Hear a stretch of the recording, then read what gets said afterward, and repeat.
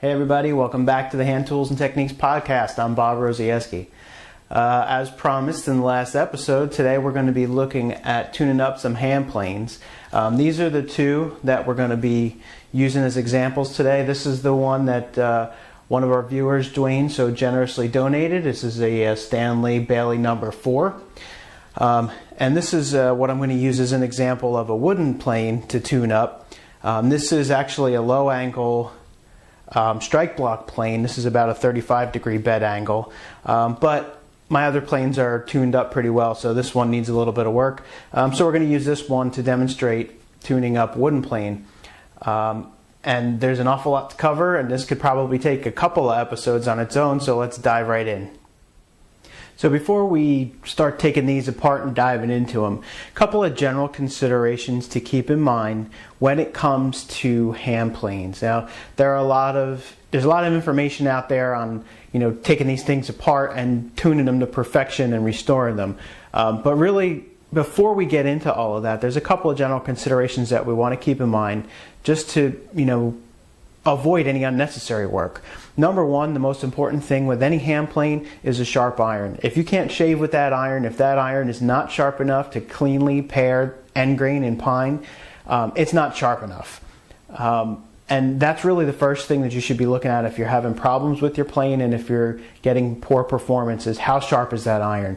If the iron's not sharp enough, the plane's not going to perform well. The second consideration is grain direction. If you're getting a lot of tear out, and you're not sure if you're planing in the right direction, try flipping the board around. If you're not sure how to read the grain, do a Google search on reading wood grain, and there's some articles that'll come up, and we'll do a quick tip on that, and one of our future quick tips on how to read wood grain. But make sure you're planing in the direction of the grain. Think about it sort of like a paintbrush. If you lay a paintbrush down and you plane and you stroke the bristles in the right direction, everything goes nice and smooth. But if you try and go back in the wrong direction, you're going to lift all those bristles up. Wood is no different. So make sure you're planing with the grain, and that will solve some of your problems as well. Alright, so let's start with an overview of the metal plane. As you can see on the bench here in front of me, there are a lot of parts to your standard Bailey style or Bedrock style metal bench plane. What that means is there's an awful lot of things that can go wrong with these too, and that can cause problems. There are a lot of moving parts, adjustment wheels, yokes, levers, screws, lots of areas where you can have a little bit of misadjustment, misalignment, and you can have some problems. So, but all in all, if you pay attention and you think about how the plane works and where those problem areas can be, they're not really so difficult to tune up. So let's take a peek at some of the parts here. Now we have the iron and the cap iron. The cap iron, also sometimes called a chip breaker, although it doesn't really perform that function, but that's a discussion for another day. And we've already sharpened that up real well, so we're not going to talk about that today. You can go back to the Sharpening Part 1 series and see how to sharpen up a plane iron. The lever cap, which holds the iron and cap iron assembly to the frog, which is this piece here, and the frog creates the bed angle for the iron that mounts into the main body or casting, and that mounts with some screws. There's some adjustment wheels and a lateral adjustment lever to adjust the plane iron left and right for a depth of cut. There's a screw here that goes in the back, and we'll talk about that later. That's to actually adjust the frog. And of course there's a knob for the front and a tote or handle for the rear. So let's talk about some of the problem areas and problems that you can have with a bench plane. So one of the things that you can have problems with is something called skitter or chatter. Now these are actually two different things, but they often get confused, so we'll talk about them together. Skitter is when you're planing and the plane tends to vibrate and jump. That's skitter. Chatter is when the iron itself actually moves. So you start planing and the iron vibrates, and it causes undulations and ridges in the when you're planing. And there's a few things that can cause that problem. Another problem with planes, metal and wooden planes, is choking. You'll get shavings that'll gunk up and choke up and clog the throat of the plane, the mouth of the plane, and it'll get all choked up with shavings, and you won't be able to clear them. And another problem with planes that you might see is a plane that either doesn't cut or doesn't cut until you adjust the iron real far, and then when it does cut, it just digs and takes a real thick shaving. And that's something that we're going to talk about very last. So let's start by talking about skitter or chatter. All right, so I've put a lot of the parts back together on the plane, just so we could focus on the main areas of consideration when you're talking about a plane that has a problem with skitter or chatter. So again, what skitter and chatter are, or when you're planing and the plane actually jumps or vibrates, or the blade itself vibrates and causes difficulty planing. Both of these problems are very similar and can be caused by the same things. Namely, they're problems where you have poor contact or things that aren't well supported. And then there are some mating surfaces within a plane where you can have problems. So let's start with the casting. With a frog of this style, okay, this mounts into the casting itself. So what we have are little machined areas here, and then up by the mouth, here and here. And these machined areas mate with machined areas on the frog here and here. Now what you need to make sure of is that when you seat that frog in the plane, all those mating areas mate well. If that frog rocks at all, and this one seems pretty solid, but if there's any rocking, if there's high spots, that's going to cause the frog to move when the plane is in use. And if that frog can move or vibrate or bend at all and isn't well supported by the bed of the plane, by the casting, you're going to have problems. So how do you fix that? Well, one of the things you can do is to lap or file these mating surfaces. So you can actually take this frog adjusting yoke off here, get yourself a piece of glass, or maybe a tile or a piece of granite like I have here. Okay, and what we can do is put a little sandpaper on this, okay, and lap that surface with that sandpaper until this is nice and flat. This surface is a little bit more difficult to do that because it's at an angle, so I wouldn't recommend lapping this. What you can do, however, is to take a magic marker and color these areas here on the casting itself. So color those 4 spots where it should hit. Then we take the frog, we seat it in, and we rub it. Just ever so slightly, gently rub it. And what we're doing is we're looking for high spots. You're going to see on this area where it's making contact. And if we don't have almost all of that marker rubbed off, it means we have very little contact between the casting and the frog. So what we can do is take a little sandpaper or take a little small file and file those surfaces. File away the high areas. File away the spots where we rubbed away the marker. Recolor it and do it again. And you can do the same thing on this bottom area here. Color it with marker, put this in place, and give it a little rub, and you'll see on here again where it's rubbing. file those spots, get everything so that almost all the marker rubs away when you rub the frog on the casting, so that way you know you're getting good contact. Another thing that you can do to check for, because this is another area where you could have problems, is the bedding of the iron itself to the frog. So to check that, what we're going to do is we're going to set the frog in place.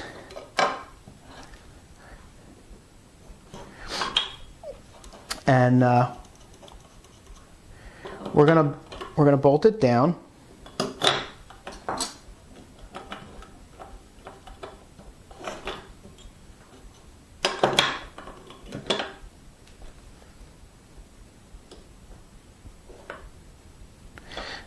And this gets bolted down, gets screwed down with a flathead screw, with I think it's called a Philister head screw, because it's just a flat, square screw. And we set that in place. And we're going to adjust the frog using the screw in the back. Don't tighten these down yet. And we're going to adjust this frog with the screw so that it's way forward of the back of the mouth, because we don't want the iron making any contact with the back of the mouth here. We want to make sure the iron is way clear of that. So we're going to put the iron on here, and we're not going to I'm not going to attach it with the lever cap because I don't want to put it on tight. What I want to do is just lay the iron on the frog, and you notice I have the screw out, and I want to just sort of push around to see if that iron is rocking on the frog, to see if we have any high spots. You can tap and see if you have any clicks. If something sounds like that when you're tapping down here on the frog, then you know you may have a spot where the iron isn't contacting the frog. And this one is feeling good, so I'm not going to mess with this. But once again, if you had an area where this needed work, perhaps this frog was not seating well, what I will do, and I'm going to do it with this particular smoother because I sort of want to tune this one to be a real good smoother. So I want you to take this knob off, take the back wheel off,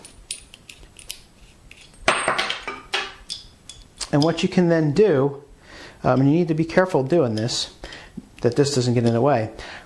Again, we're going to put some sandpaper on this granite or whatever you have that you can use. Move the adjusting yoke up out of the way, and we're going to lap this. Okay, we're going to lap this on the granite, on that sandpaper, and we're going to get this surface of this frog really, really flat. So let's take a second and do that. Okay, so what I've done is used a little masking tape to tape a piece of 150 grit sandpaper to this piece of granite. I like masking tape just because it prevents me from pushing too hard. You can use spray adhesive and glue it down and keep it nice and flat. But when you glue it, sometimes you have a tendency to push really hard, and this is a little bit more important when we start talking about plain soles than the frog. But if you push too hard, you have a tendency to dub over or round edges, and that's not really what you're after. You're after a nice, flat, even surface. So what I'm going to do, again, move the adjusting yoke up out of the way because we're not going to lap that area. And we're going to put the face of the frog down, and we're just going to gently lap it on this paper. Now, what I have here is 150 grit. I like to start with 150. If you go any lower than that, the paper itself tends to be too thick and abrasive. And it puts deep scratches in the iron, and I don't really like that. So, when I'm talking about a metal plane, I usually start out with 150 grit. With a wooden plane, when we start talking about the sole later on, I actually, on a wooden plane, don't typically go any lower than 220 grit. And And this is starting to look really good. We have a few areas of pitting. And again, I have very gentle pressure on here, barely anything more than enough to just hold it to the granite. The weight of the frog itself is really what's holding it down. So now you can see we have a low spot here, not that big of a deal, but we're pretty much coplanar most of these areas here, and I'm going to work down on this end just another minute because it looks like it's a little bit low down near the blade.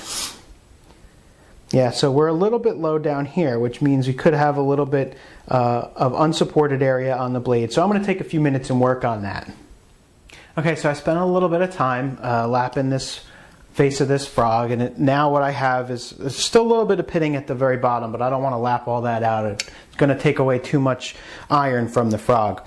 But really it's pretty good now. It's almost totally shiny, the whole bottom area, and because I'm lapping on a surface that I know is flat, I know this frog is good and flat. So we've just eliminated one area, one problem area. Again, we talked about how the frog mates to the casting, the main casting, and this one was solid, so I didn't want to mess around with it. I didn't want to make it any worse than it was. But if I had some rocking, then I would have worked on those areas a little bit as I discussed previously. So I put the frog back in the plane. I used the adjusting screw, the frog adjusting screw right at the back here, to move the frog forward just until I can just barely feel it overhanging the back of the mouth. The back of the mouth on a metal plane is angled. It's beveled the same angle as this. I move it just a hair in front of the top of that angle because I want to make sure that my iron is fully supported by the bed and isn't contacting the bottom of that mouth. If the iron is contacting the bottom of that mouth and the frog is moved back just a little too far, what that can do is force the iron up away from the frog, and that's going to be another source of skitter or chatter. So the next problem we want to talk about is clogging or choking. You can, if you put the iron back in and take a few swipes with the plane, maybe you'll find that you're getting shavings or all clogging up in there and jamming up in the throat. How do we fix that problem? Well, there's a couple problem areas. So the first is to look at the mouth of the plane. Is the mouth too tight? On most Stanley planes and most old wooden planes, it's most likely not the problem. But it's worth it to check it first anyway. Make sure you're not trying to take a shaving that's too thick for the mouth of the plane. If the mouth of the plane is really tight, you're only going to be able to take really, really thin shavings. This one does not have a problem with too tight of a mouth, so that's not the problem. The most common problem area with these planes is that the chip breaker up here does not contact the iron in very tightly. So there's a gap, and I know you probably can't see it on the camera, but there actually is a gap here between the front of the chip breaker and the iron. And the reason for that, if we take this apart and look at the inside of the chip breaker, this is ground at an angle here. The purpose of that is so that it meets the iron, it meets the back of the iron nice and flat. The problem is it's at the wrong angle. So the back of that bevel is contacting the iron before the front of the bevel is contacting the iron. So in order to remedy this problem, what we need to do is relieve this and regrind this bevel. Now you can do this on a grinder, or just as we did before with the frog, you can just simply use a piece of sandpaper on a flat surface and go ahead and lap in a new angle. And that's exactly what I'm going to do with this chip breaker. Okay, so I worked on that chip breaker a little bit, and now the chip breaker contacts the back of the iron perfectly tight all the way across, so there won't be any clogging in there anymore. You won't have to worry about that. So the last thing you really want to do, the last problem that we could have, is a problem that the plane either doesn't cut at all or takes a really heavy cut. And the only way to find that out is to try it. So I put the iron back in this plane. Everything's bedding well, it's solid. There doesn't seem to be any vibration, no gaps. Everything's good and tight. So I have the iron in. I set the chip breaker back from the edge of the iron, about a 1/16 of an inch, I suppose. And what I'm going to do is I'm going to start adjusting forward, and I'm going to adjust a little bit at a time until the iron starts cutting. Okay, this plane's starting to cut now. Give it a little bit of adjustment.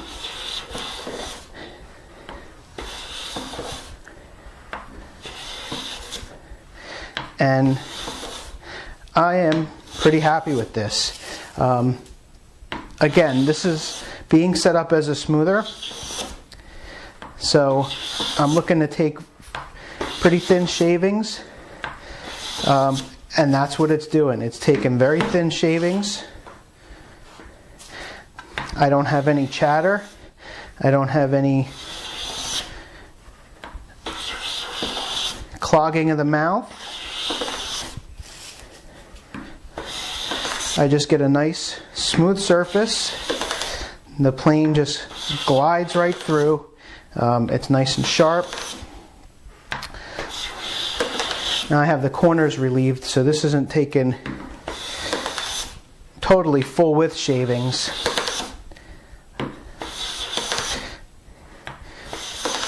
But it's close enough. So I would say that this plane is good as is, and I'm not going to touch the sole. The sole is flat enough, and I'm not going to worry about it. Alright, so now we're going to move on to the wooden plane. And as you're going to see, wooden planes have much fewer parts and much less things to go wrong. This particular wooden plane doesn't even have a cap iron. This is a single iron plane, and you do have to be careful with these that you don't drop the iron through the mouth of the plane because it will go slide right through without a cap iron to hold it. This is not the original iron from this plane. This iron was intended to have a cap iron at some point, so I'm not sure what happened to the original iron for this plane, but it's what I have. So let's talk about the parts of the wooden plane. Again, outside of the iron and potentially the cap iron, there are really only two parts. The stock, which is the main body, it could have a tote, like a Stanley plane would. Jack planes and triplanes will typically have totes. This is the bed, takes the place of a frog on a metal plane. Wooden planes instead have a bed that is part of the stock. There is a mortise here where the iron and the wedge fit in. And then there is the wear, which is in the front, and the throat of the plane. And of course the wedge, which holds the blade in.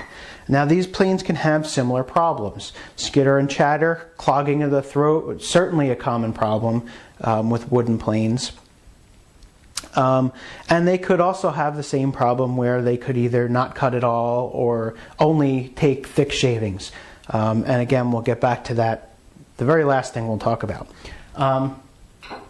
So let's first talk about the skitter or chatter. We don't have moving parts in a wooden plane, so what we have is a bedding issue typically when you have problems with skitter or chatter. What ends up happening is the iron does not bed well to the bed of the plane. So how can we tell if it does? Well, what I like to do is take a candle and soot the blade. If you have a candle or an alcohol lamp similar to this, you can use that and hold the flame under the iron, and basically what you want to do is paint the iron with soot, and it's going to turn black with candle soot or alcohol soot.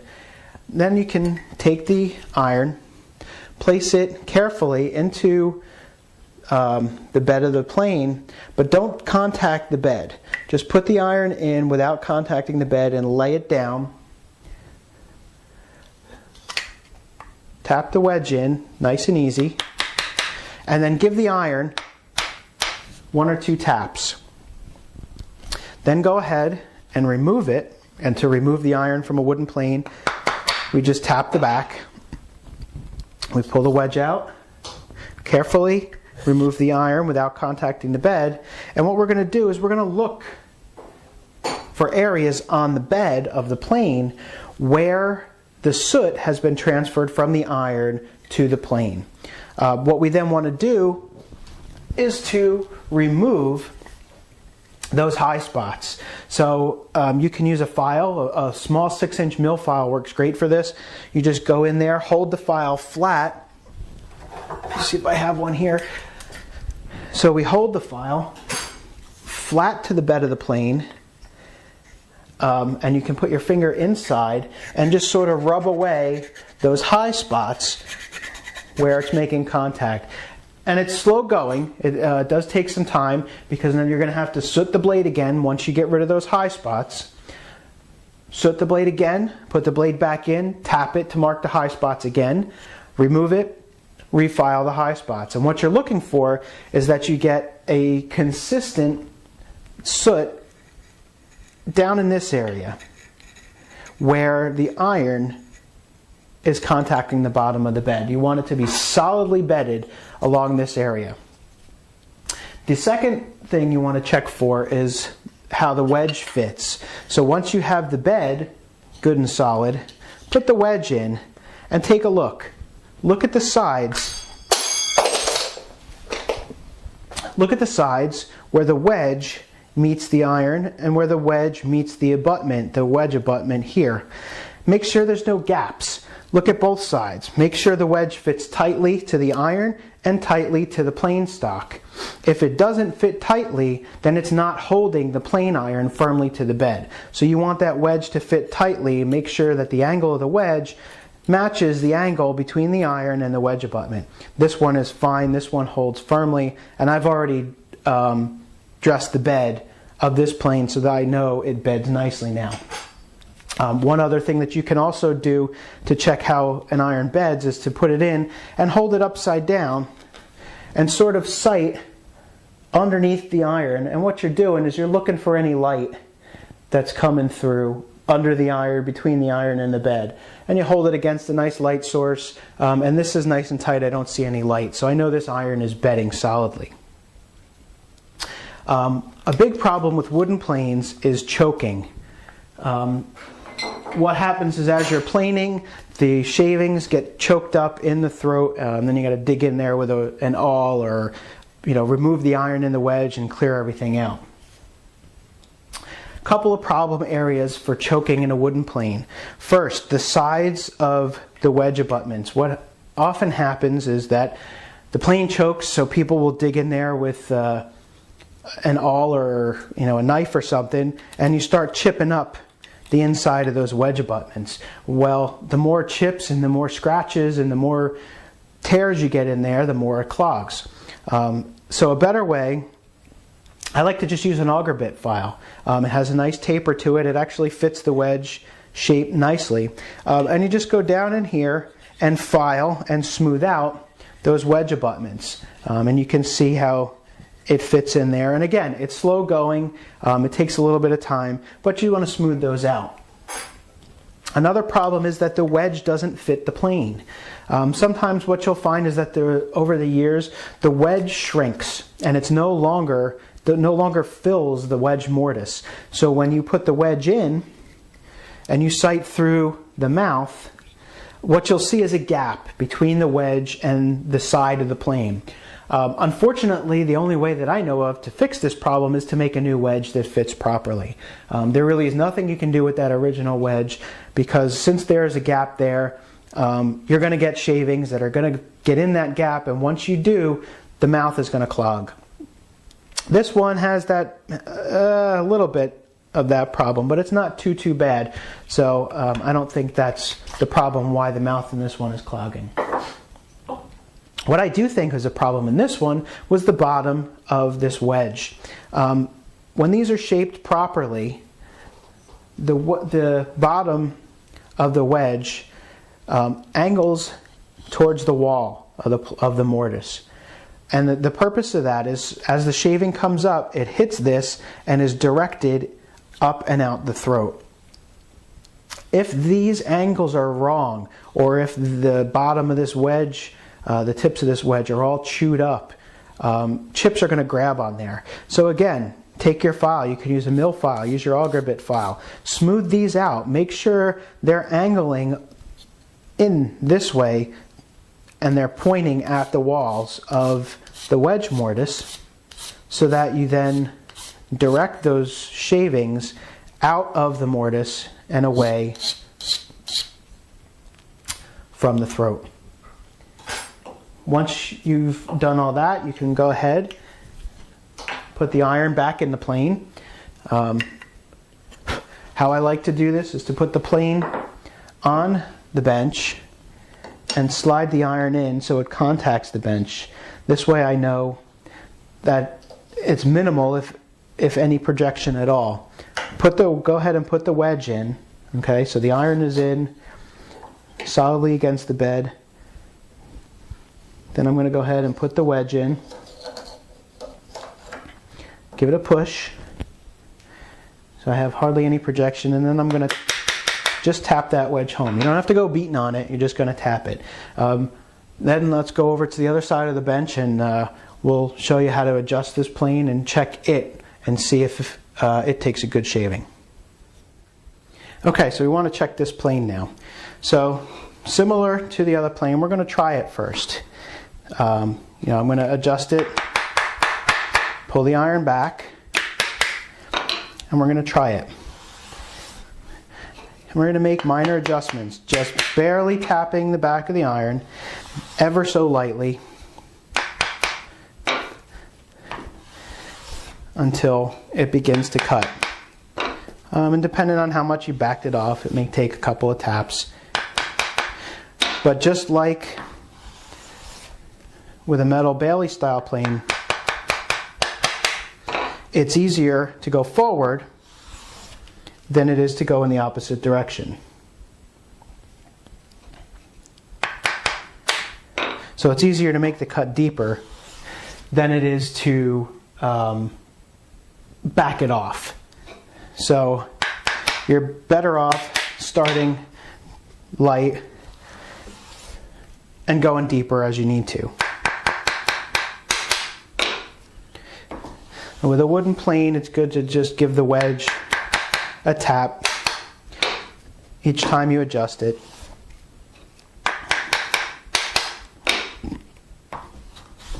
Okay, now this one's starting to bite for me. One more tap I think is good. Okay, so I got a little bite and then nothing.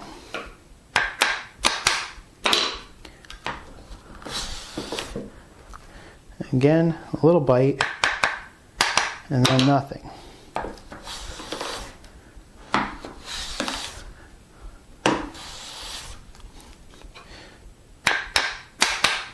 So this plane is giving me a little bit of trouble. Here we go. So now I've got nice paper thin shavings, full width. So the last problem that we want to talk about is when a plane either doesn't cut until you really advance the iron, or only digs or takes a really thick shaving. What this typically means is that your sole might need flattening. Really, I only do this for planes where I need a thin shaving or a really flat reference. And I'm talking about smooth planes or a joiner or a tri-plane. Jack planes, I wouldn't even worry about it. I'm taking thick shavings with those anyway. I never flatten the sole of a jack plane. So what if it needs it? Well, I start out, again, back the iron off so you don't damage the iron, but keep the iron in and keep the wedge set firmly with working pressure. Same thing with the metal plane, keep the iron in, keep everything put together, but just make sure the iron is backed way off. Take a pencil and draw some lines across the sole of the plane. These are going to be your references. attach your sandpaper to your flat surface. I have a piece of granite here that I've been using for a few years.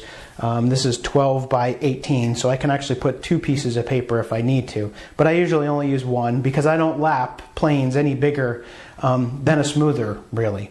There are better techniques for longer planes. So I put that piece of sandpaper on there, make sure the iron is backed off. 150 grit for a metal plane, 220 is what I use for a wooden plane. I'm going to put that plane on the piece of sandpaper. Now I'm not going to hold it like I would hold it for planing, because that puts pressure in places unevenly, and I don't want that. I want to make sure I'm putting even pressure everywhere on the plane so that I'm not putting more pressure on one side than the other and taking more material off one side of the sole than the other. So I'm going to hold the plane this way, and I'm going to move it forward and backward across the entire piece of sandpaper. And I'm going to do this just for a few strokes. Then I'm going to flip the plane this way. Again, holding the plane on both sides, whether this is a metal or a wooden plane, I'm doing this the same way. Forward and backward, just a few strokes, and stop. Now I'm only putting as much downward pressure as it takes for me to move the plane. I'm not really pushing down on this, again, because I don't want to take too much material off in the wrong spot. Now I'm going to take the plane and turn it diagonally, okay? And I'm going to do the same things. It's a little bit more awkward to hold, but now I'm going to move it diagonal, just a few strokes. Then I'm going to turn it diagonally the other way. Just a few strokes, diagonally this way, just a few strokes, and diagonally this way, just a few strokes. And I'm going to keep doing that. And I'm going to be checking the sole as I go to see where the pencil lines are being removed. I do not want to use a piece of sandpaper for too long. Don't be cheap with your sandpaper here. The sandpaper wears out very quickly, especially in the center, because some part of the plane is always touching the center of that sandpaper. What happens if you use the sandpaper too long? It wears out in the center, it still cuts pretty good on the outsides, and you start making bananas, and that's not what you want. You're trying to get that sole flat. So don't be cheap with the sandpaper. Buy a big 10 pack of it, or 25 sheet pack of it if you have to. It's a lot cheaper than having to buy a whole new plane because you ruined it. So change the sandpaper often so that it's cutting well. Don't put a lot of downward pressure. Just nice and easy. Keep moving it back and forth. Keep changing the orientation so that you're not putting too much pressure in one area of the plane and knocking it more out of flat. Once all the pencil marks have been removed from the bottom of that plane, you know that that plane is as flat as your reference surface, and you should be ready to go. If you want to polish it higher than the 150 or the 220 grit, you can do that. I typically don't. 150 for a metal plane, 220 for a wooden plane, and I'm good to go. Now if we're talking about a longer plane, something like this big tri-plane here.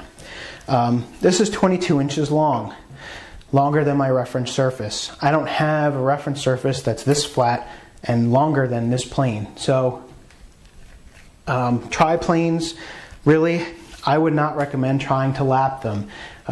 You have a joiner bed, you can try it on a joiner bed. If you have a really, really long, really flat surface that you're sure is flat, you can try it. I've never had a lot of luck lapping long planes. Instead, what I like to do is to, if it's a wooden plane, I can plane it or scrape it. We take something like this, a simple straight edge, and we treat this wooden plane like a board. And we're going to use that straight edge, and we're going to check for high spots. We're going to take a pencil, and we're going to mark where those high spots are. And then we take another plane, or we can take a card scraper and remove those high spots.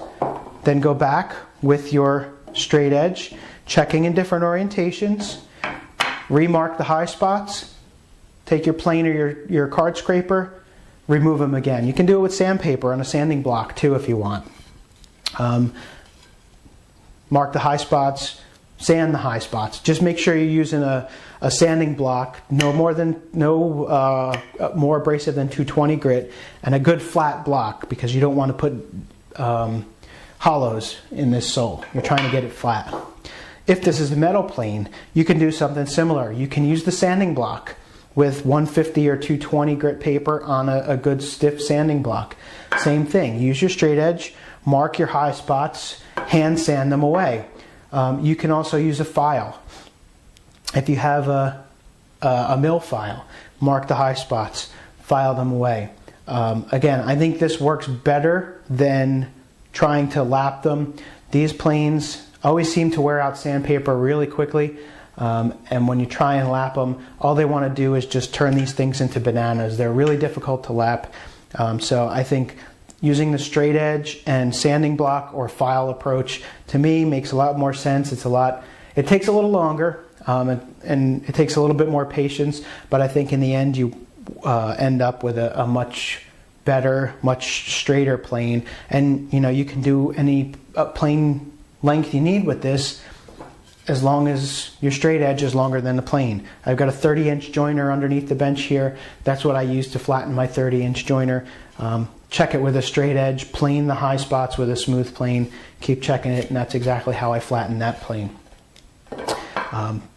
So now that we have all of our planes flattened and we're ready to go, let's talk about adjusting them quickly. Again, a lot of manufacturers today are making these planes all so they can all be set up like a smoother. I don't typically do that. When I work with all hand tools, I want to be able to remove stock quickly. I can't remove stock quickly with a plane set up as a smoother, no matter how long it is. So my jack plane, set up to take a very thick shaving. Again, I don't typically even worry about flattening the sole of that plane because I can take a very thick shaving with it. Tri-plane, I would say the shaving thickness that I take with this plane is probably something about as thick as a piece of copy paper. That's pretty thick. And so, I want to be able to flatten that surface quickly and not waste too much time taking hundreds of passes.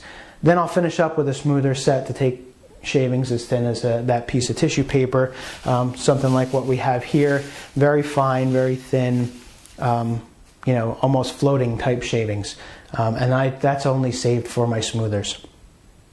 So that's it. As promised, we are going to be giving this plane away to one of today's viewers. I am hoping that this episode is going to air, let's see, today is, I believe, the 15th. So I'm hoping this episode is going to air this coming Friday, which I think is the 20th maybe. So let's say we're going to go and take entries for about 2 weeks from this coming Friday. So I don't know exactly what the date is. It should be the first week of December. But whatever that first Friday is, 2 weeks from the 20th, we're going to take entries. And this is how you get in on this plane. So if you're interested in this, receiving this plane, what I want you to do is I want you to send me an email at logancabinetshop with 2 P's and an E at verizon.net. Again, that's logancabinetshop at verizon.net. And in the subject line of that email, I just want you to type the word Moxon, M-O-X-O-N. And make sure that in your email, if your email address isn't your full real name, put your full real name in the body of the email just so that I can get your entry in. And what I'm going to do is when the 2 weeks time period is up, I'm going to have all those names, and I'm going to draw one name randomly from everyone who sent me an email with the word Moxon in the subject line. And that random drawing, whoever I pick is going to get this plane, and I will even cover the shipping cost to you. So again, email me at logancabinetshop at verizon.net with the word Moxon in the subject line, and get your name into the entry, the drawing for this tuned up smoother. And again, special thanks go out to Dwayne for donating this smoother. It turned out to be a really great plane. It tuned up real well, and I think whoever gets it is going to be very happy with it. And I think now we're about ready to get started on our project. So come on back next time. We're going to talk about the design for our project. We'll see you later. Thanks for watching.